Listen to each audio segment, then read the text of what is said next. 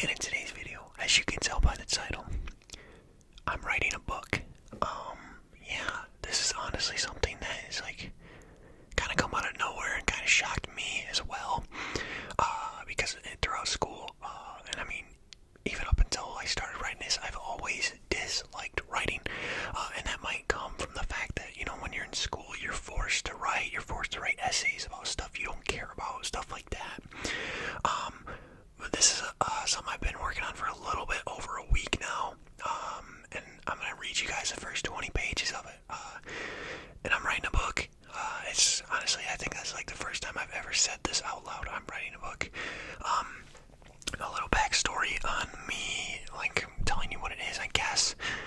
This is a story that is based around a zombie apocalypse hitting the earth. And this is a story about how said character, gets through it, what goes on. I don't want it to be a cliche type thing, you know what I mean, zombie apocalypse and stuff. And I will say, fair warning, the first little bit of it's kind of hard to get through. It's kind of, I don't want to say it's like The Walking Dead, but it's something along the lines of that. But trust me, it gets better as it goes through. So if you're watching the video and you get through to where I read the first page or two and something, and you're oh, screw this, just stick around and listen to the first 20 pages of it. I do plan on publishing this book when I'm done with it. So yeah, let's start, I guess. I don't have a title that I want to use yet. Right now it's called a survivor's tale, but a quick Google search showed me that a survivor's tale is some Nazi book. I don't know anything. It's called Moz. It's translated to a survivor's tale. So when you Google that, that's what comes up. So I'm probably going to have to switch the title. But let's start. So I just have this titled intro before we even get into the first chapter. A loud popping noise startles 23-year-old Baron Wilson awake one morning. He checks the clock and sees that it's 11:25 a.m. He hears another popping sound outside. This time it registers to him that it's gunshots that he's hearing. He crouch walks towards the window and peeks out. What he sees is something that can only be described as the end of the world. The living dead, brain dead morons, maggot sacks, zombies. His middle-class neighborhood is swarmed with zombies. He begins to panic and tries to turn on the TV to check the news. He clicks the remote and nothing happens. The power has been cut. Baron racks his brain and decides that the next best option for him is to begin fortifying his house to keep these freak bags out. He does this the best he can by moving big dressers and furniture to cover the majority of entrances to his house. He heads down to the basement to retrieve his hunting knife, and then heads back upstairs and pulls his handgun along with the ammo out from under his bed and prepares for the worst. Chapter 1. I do have to say, this is NSFW, not safe for work. There is some vulgar language, so if you are a youngin', go at your own caution or whatever, I don't know. Chapter 1. The next 6 months flew by for Baron. With the world becoming apocalyptic, all cell phone service has been destroyed the very first day. It started everything was shut down for the lack of people doing anything but hiding. None of this mattered to Baron, though. The only thing on his mind was surviving. It had been 6 months. Baron estimated that at least 4/5 of the entire world population has been wiped out by now. Baron always went through life having to be tough, being taught how to survive a multitude of situations at a young age by his father Jack. Over the last 6 months, Baron devised a plan on how to maximize his chances for survival. Obviously, trying to link up with his brother Ray and his father Jack was high on the list, but with him being down in South Florida and Jack and Ray both being in Oregon, that wasn't necessarily the easiest thing in the world. Baron's plan was going to be set in motion as soon as he ran out of expendable food. Baron did have non-perishable foods in his house prior to this fiasco, but he always made sure to have an emergency stash before it was time to get out. Baron has left his house during this time, looting all of his neighborhood's houses, looking for food, but with no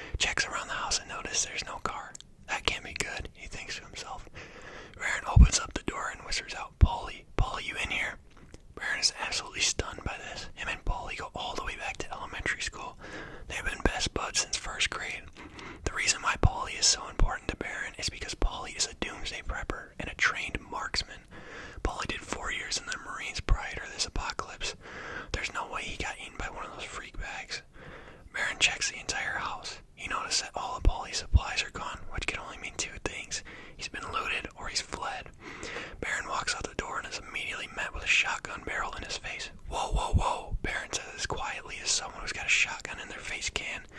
You been bit? The man says. What? No, I haven't, Baron replies. I suggest you give me all you got in that bag and we won't have to see your brains splattered on this wall, he says. Look, man, if you're lighting that thing off on me, you'll have a horde of freakbags swarming you like flies on shit. Baron backs up. Listen, I was just looking for my friend. He's not here, so I'll get out of your hair and I'll be on my way. We don't have to do this, Baron says, trying not to show his fear. Just then a second man comes out of the tree line. Chuck, he whispers / yells. Chuck, what the hell kind of supplies he got on him, Chuck? Keep it down, David. We don't want one of them dead things out here after us, Chuck says.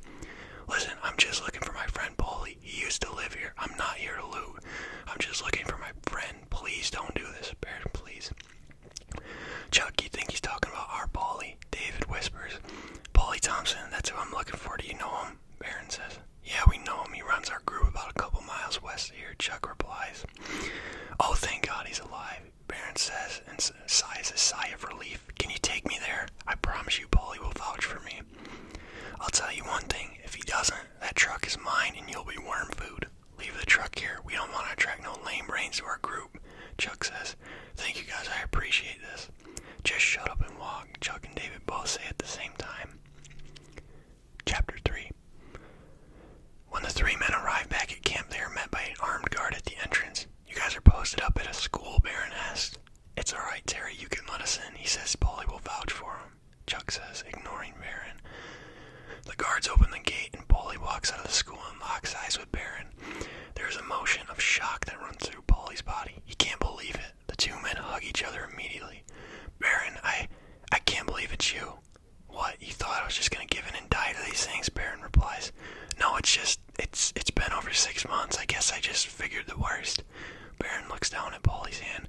What the hell happened to your hand? Oh, funny story. A couple months back when I saved these two assholes from certain death, he points to Chuck and David. One of them zombies bit me on the hand, so I did what any rational person would do as a last-ditched effort. I chopped my hand off right before the infection could spread. And that works. 3 months later, I'm standing here, aren't I? Wow, that's wild. I almost died about an hour ago. Close call with a maggot sack. Now those two goons of yours had a shotgun up to my nose. Great job, guys. Way to follow orders. But Baron's good people. He's a friend of mine. He's not a threat. He's one of us, Paulie says to Chuck and David. Gotcha, Paulie. Sorry about that, Chuck says to Baron. I told them the day that I saved them that I was going to teach them how to be an alpha in this world, how to survive. I think they're learning quickly. Come on, let's get inside and I'll introduce you to the rest of the group, Paulie says. Wait, Paulie, Baron pulls him aside. Group. A big group is a no-go in this situation. You of all people should know that, Baron says. Come on, dude, stop being a pansy and just meet everyone else. Baron follows Paulie into the school. The layout of this place is actually a lot smaller than you'd think. We sectioned off a lot of this place so we'd only use a cafeteria and 2 classrooms, and obviously the courtyard where you came in. Paulie explains as they walk into the cafeteria. Everyone, I want you to meet my good friend Baron Wilson. Me and him have been friends since elementary school, and we'll be lucky to have him around. Baron, meet Marie, 42-year-old woman. Daniel, 28-year-old man. Scott, 54-year-old man. Emma, 21-year-old woman. And Pinky, 58-year-old man. Oh yeah, and Terry, 29-year-old man. But he's on guard duty right now. Paulie introduced Baron. Pinky, is that a nickname? Baron asks. Pinky holds up his hand. You tell me. He's missing all fingers but a pinky on one of his hands. So, Baron, where are you from? Emma asks. I'm from southern Florida. I waited for things to cool down a little before I got out of there. It was really bad down there. What about up here? Is it bad? It's not as bad as southern Florida sounds, but I wouldn't say it's sunshine and rainbows, Daniel says. What kind of weaponry you got here? Baron asks Paulie. Well, let me take you down to the basement and show you, he replies. Baron follows Paulie down to the basement. So, I hate to be like this, but you know I was raised this way. Is the courtyard the only way in and out of this place with all the bracing you guys did? I always gotta make sure there's an escape route. Well, yes and no. What I mean by that, as far as they know, Paulie points above him. Yes, that's the only way in and out, but what they don't know is that Pinky used to be a janitor at this school, and he and I got a deal that if things go south fast, we can get out through the second exit. Which is, Baron asks. Right down here in the basement. See down here, there's a manhole cover that leads directly into the sewer of this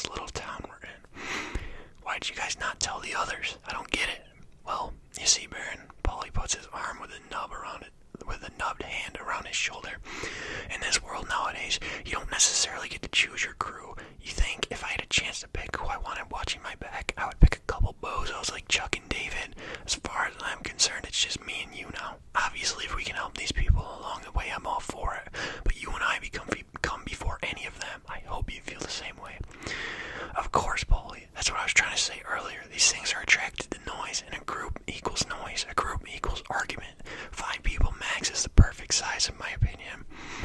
How long do you plan on sticking around this place with these people? Baron asks. I'm honestly not sure. It's a risk, to be frank with you. But on the other hand, these people don't live without me. These people need me to lead them, to help them survive until a government official or some CDC worker can take their head out of their ass and fix this. I know it's wishful thinking, man, but do you really think this is fixable? It's been over 6 months, Baron asks. I sure hope so, Polly replies. Listen, man, if things ever go south here, I got my truck parked at your old house. That's where Chuck and David found me. Okay, man, just remember, no matter how hairy things get, we'll always have each other's backs here, Polly says as the 2 men begin walking back upstairs out of the basement. Chapter 4. As the days begin to tick by, Baron slowly adjusts into his new lifestyle. After not saying a single word, being all by himself for the last 6 months, he finally begins to develop friendships with other group members. All members agree to give him one of the more laid-back jobs at the school, zombie cleanup. Once every morning and once every afternoon, he has to go out and kill any zombies stuck on the fence and move away the rotting carcasses that pile up onto the fence.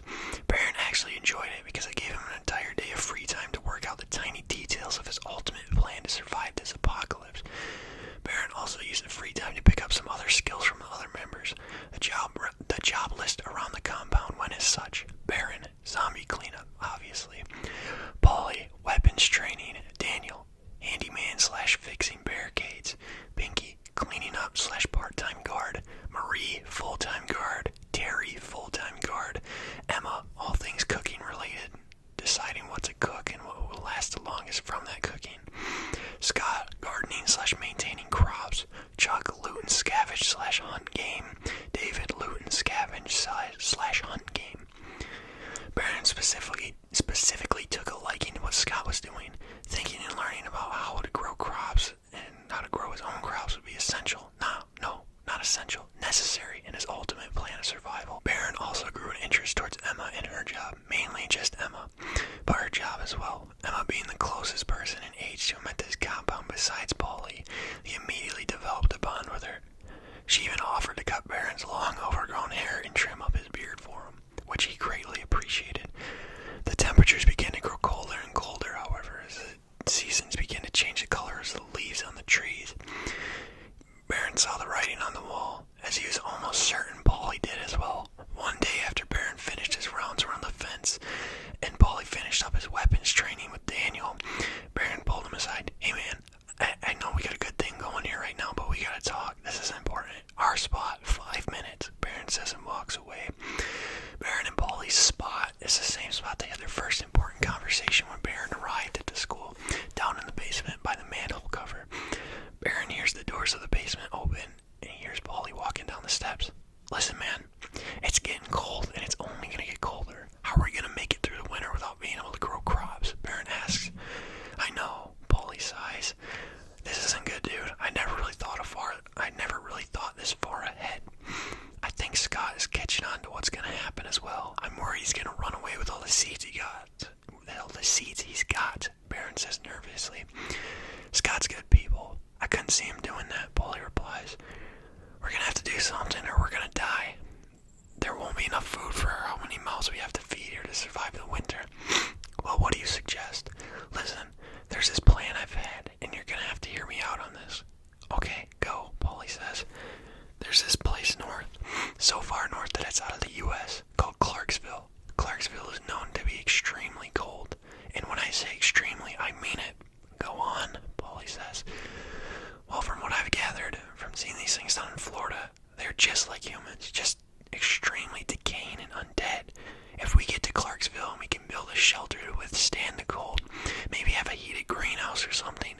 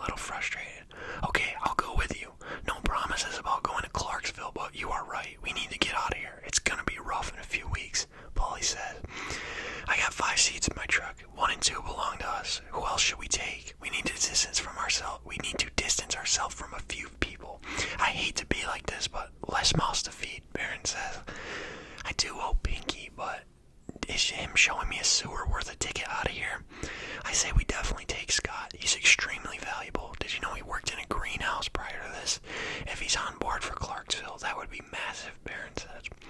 I really like Daniel too. He's picked up his training very fast and he's showing great potential as a survivor. I say we take him, Paulie says. Okay, well, this is tough. I have no clue who should get the last spot. Everyone here hasn't done anything wrong. I really don't. Just then the two men hear the slightest creak on the steps and draw their guns, only to find Emma standing on the steps. Oh shit, Paulie says. How much of that shit did you just hear? Barron says, visibly frustrated. I didn't hear anything. I was just down here getting a jar of peanut butter. Emma says, don't fuck with us. What did you hear? Paulie says, raising his gun. Paulie, easy, chill out. Look, just tell us what you heard and we can all work this out. Barron says, I heard everything after Clarksville. I'm sorry, she says on the verge of tears. God damn it, Paulie yells as he punches a box off a shelf. Look, Paulie, this is fixable. We'll just have to take her as our fifth, Barron says. Our fifth? Our fucking fifth? What kind of fucking value would she bring to our damn team, huh? Paulie yells in a fit of rage. Calm the fuck down, Paulie. I'm serious. Calm down. I can't fucking believe this, Barron. I can't fucking believe you right now. Me? Paulie, what the fuck are you talking about? You're the one coming unhinged right now. Just put the fucking gun down. Someone's gonna hear us. And as if Barron spoke it into existence, 10 seconds later, the basement door swings open and Marie yells from the top. Everything all right down there? I heard yelling. Yeah, everything's cool. Just two guys arguing about stupid stuff. I came down here to break it up. Toxic masculinity, am I right? Emma yells back. Oh, okay, didn't mean to interrupt. Marie laughs and closes the door. See, she's with us, Paulie. It'll be fine. I can't fucking believe this shit, Paulie says as he kicks a box across the floor and stomps up the basement stairs. Chapter 5. Listen, I'm really sorry for the way he's acting. I don't know why he's so upset, if I'm being honest, Barron says. It's okay. I understand if you guys don't want to bring me along, Emma says. No, it's not that. I'd love to have you come with us. It's just Paulie's very picky when it comes to these kind of things. Back when we were kids and we would play paintball in the forest by my house, he's always made sure he has the best players on his team or he wouldn't play. Were you on his team? What? Yeah, but that's besides the point. The point is, Paulie that wants what's best for him, and I can get behind that. He's my best friend, and I love him like a brother. Well, please take me with you. Please try to convince Paulie. I don't think I'd survive the winter here without you guys. I'll try. Trust me, I want you to come with too. I should probably go finish my work in the kitchen. Yeah, me too. There's probably loads of zombies on the fence. Days continue to tick by and it begins to get even colder. By now, everyone at the school has realized that winter was going to be extremely, extremely rough. Paulie, did you talk to Daniel? Yeah, he's grateful he got a seat and is on board to come with us. Perfect. I'm gonna go talk to Scott right now. I really don't see him denying the idea, though. Listen, Barron, I was thinking maybe I was a bit too harsh on the whole Emma coming with us thing. I'm gonna go talk to her and tell her she's good to come with us. Make sure you apologize too. You sound like a whiny little bitch baby throwing your tantrum. Barron laughs and punches him in the arm and walks towards Scott. Yo, Scott, I got a question about these seeds. Can you come here real quick? Barron says. Yeah, what's up, Barron? Listen, Scott, don't act suspicious, but we're only talking about seeds here. I got a seat in my truck that has your name on it. We're taking Daniel and Emma too. We really need you to come with us. You'll be guaranteed your survival. I feel bad, but we can't take more than 5. It's just too many mouths to feed. We're getting out of here tomorrow night. Not if you agree, Barron whispers. Scott nods. Great. I need you to take enough seeds that you can get our own garden going, but leave enough so we don't fuck these guys over, you know what I mean? Scott nods. Alright, tomorrow at midnight, meet in the basement. Sounds good. Glad I could help answer your question. Scott smiles and walks away. By now, the amount of zombies in the small town seemed to be increasing. So much so that Barron spent 4 hours of his last morning at the school killing zombies off the fence and dragging their bodies away. Wow, I'm not sure how much longer this fence is going to be able to hold these things off. Every day it gets weaker and weaker, Terry says to Barron. Yeah, I know. I honestly have no idea what we can do to stop it either, Barron says, trying not to seem suspicious about his secret plan. Something will come along. I got faith, Terry says, patting Barron on the back. The rest of the day goes by smoothly for the crew. Barron makes sure he has everything packed and ready to go. When midnight hits, the 5 members meet in the basement. Okay, everyone's set, right? I'm pretty sure I can find my way to the manhole nearest to my house, Paulie says. All good. I got enough seeds to help us get our crop started, Scott says. Barron, got the keys? Paulie says. Daniel begins prying the manhole cover off with a metal rod. One by one, everyone gets into the manhole and begins climbing down. Paulie quietly slides the lid back on top of the manhole. After walking for about a half a mile, the group encounters their first zombies. Paulie reaches down for his gun. What the fuck? He says. What's wrong? Baron says as he shoves his hunting knife into the side of the zombie's head.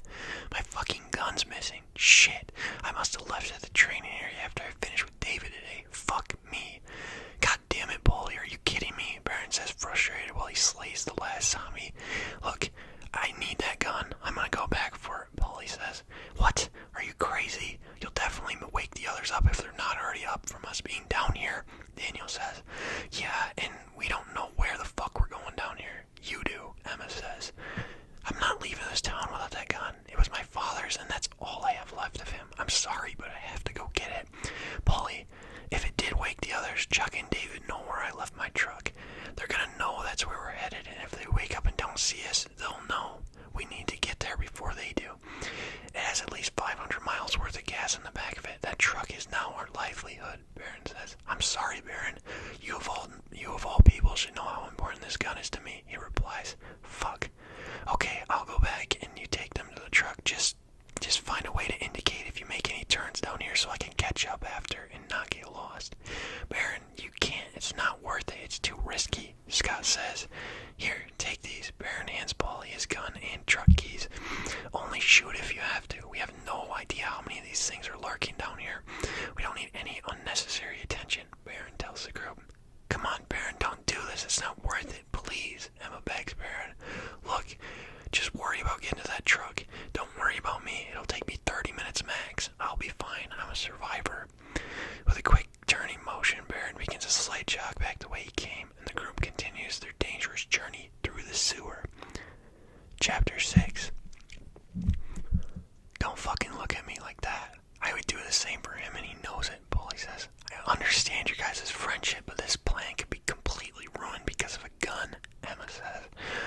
Let's just keep walking and forget about it. Everything's gonna be fine, I promise you that. Just pay attention for any zombies. That's our threat right now. When Baron reaches the manhole cover, he pushes up onto it as quietly as possible, moving it over to the side. He sneaks up the basement stairs as quietly as possible, doing his best to miss his steps that creak. He silently sneaks his way through the school, seeing that everyone is still fast asleep. Baron looks out the window to see the courtyard and sees that Terry is on guard duty. Okay, I can do this, he thinks to himself. He opens the door to the courtyard as slowly as possible. The door ever so slightly makes a squeaking noise. Baron winces, hoping that Terry can't hear the sound over the horde of zombies piling up near the fence. Terry doesn't seem to notice, and Baron continues sneaking towards the training area. Right when he grabs Paulie's gun, Terry shines his light on him. Jesus Christ, Baron, you scared the shit out of me. I almost shot you. I thought you were one of them things, Terry says, relieved. Yeah, sorry, man. I didn't mean to scare you. Why are you even out here, man? You don't have guard duty tonight?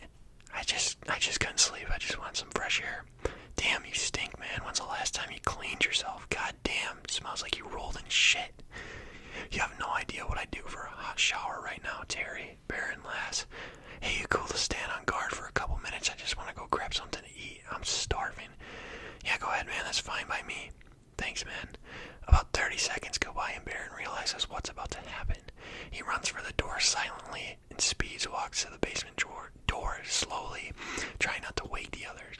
He slowly creeps down the basement steps. Terry is crouched down by the manhole that has the cover half slit open. What the Baron wraps his arm around Terry's mouth and with one smooth motion slits his throat right then and there in the basement.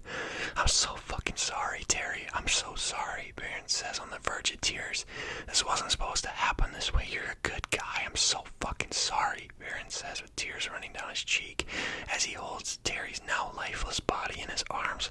Baron sits there for a second and realizes what he just did. Baron takes the metal rod he used to open the manhole and locks the basement from the inside with it by putting it through the door handles.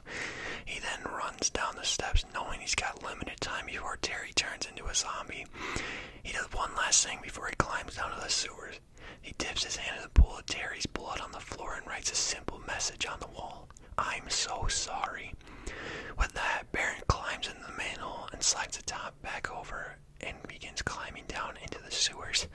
His flashlight is barely bright enough to make out the arrows made with rocks every time there is a turn in the sewer. The worst part of Baron's sewer trek was that he swore every corner he turned he saw Terry's silhouette outlined by his dimly lit flashlight. When Baron finally reached the first ladder that had a rock arrow at it, he climbed up the already open manhole, only to see his truck running about 30 meters away and everyone inside it. "Oh, thank God," he whispered to himself and climbed into the passenger seat. "Oh my God, thank God you're okay," Emma says. "Did anyone see you?" Scott asks. No, I saw everyone. They were sleeping as hard as a rock," Baron lied. "Perfect. I had a really bad feeling about you going back, man," Daniel says. "Well, everything's fine. I made it back just fine," Baron says, looking out the window. Paul hasn't said a word at this point. He only looks at his best friend and can tell something bad happened. He didn't want to stir up any drama, so he just kept it to himself. "Listen, man, thank you so much. I know you know how much this gun means to me. Thank you. I fucking owe you one, man," he says. "Yeah, no problem, Paul," Baron says as he rests his head on his fists. Alright, boys. This is a longer video, and that was the first 20 pages of my book. I hope you guys enjoyed. Let me know if you're still watching this far in the video. Comment like "Rip Terry" or something. I don't know if I said this at the beginning, but I do plan on publishing this book, and hopefully this could be turned into like a film or a TV show, because that's kind of how I was writing it. Right now it's like a screenplay type thing. I'm sweating my ass off right now for some reason. So I'm gonna call this video here. Appreciate you guys for watching, as always. Look forward to seeing you in the next video. Let me know how you thought of my book.